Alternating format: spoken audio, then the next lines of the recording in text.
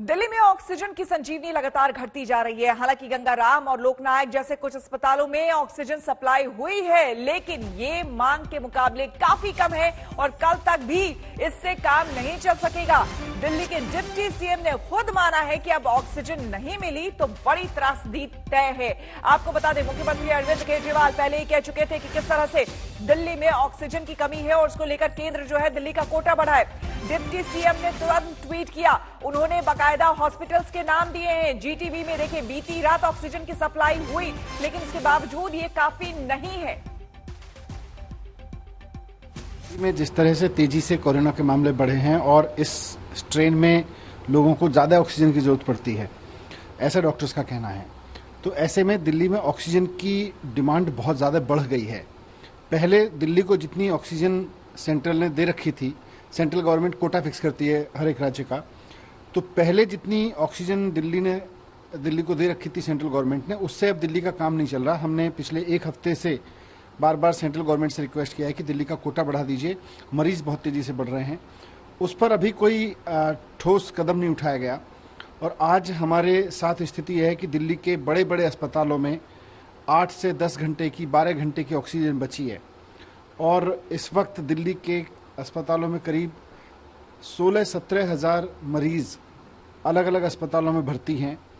और अगर अगले 10 घंटे में, 12 घंटे में या 8 घंटे में उन अस्पतालों को ऑक्सीजन नहीं मिली तो वो हॉस्पिटल्स मरीजों का इलाज कैसे करेंगे, क्योंकि कोरोना में ऑक्सीजन लगाना सबसे बड़ा ट्रीटमेंट साबित हुआ है। वैसे में उन मरीजों की जान पे बनाएगी। इसलिए मेरी रिक्वेस्ट है कि रात बहुत लंबी है और इसमें सब कुछ किया जा सकता है। अगर केंद्र सरकार चाहे तो तुरंत ऑक्सीजन का कोटा दिल्ली का बढ़ाए और ऑक्सीजन लगातार सप्लाई हो। और हमारे तमाम संवाददाता हमारे साथ जुड़ गए हैं अलग अलग जगहों से। आपको बता दें, हमारे साथ जुड़ गए हैं अशोक सिंघल, हिमांशु मिश्रा हमारे साथ जुड़ गए हैं दिल्ली से तमाम जानकारी देने के लिए। रविशपाल सिंह हमारे साथ जुड़ गए हैं जो बताएंगे हमें मध्य प्रदेश का हाल बताएंगे। और साथ ही साथ आपको हम बता दें, सौरभ वक्तानी हमारे साथ मुंबई से जुड़ गए हैं ज्यादा जानकारी देने के लिए। सबसे पहले अशोक, आपसे जानना चाहेंगे, सांसें थम रही है, 8 से 10 घंटे का ऑक्सीजन दिल्ली के पास है, कैसे संभलेंगे हालात?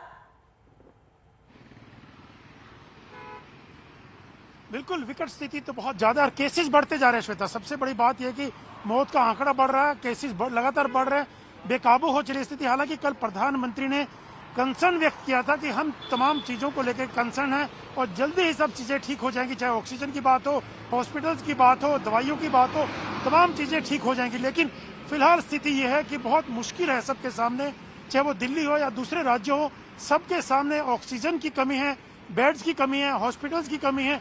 ये सब चीजें दिखाई दे रही है। जिस ढंग से केसेस बढ़ रहे हैं, मौत का आंकड़ा बढ़ रहा है, तो एक चैलेंज जरूर है।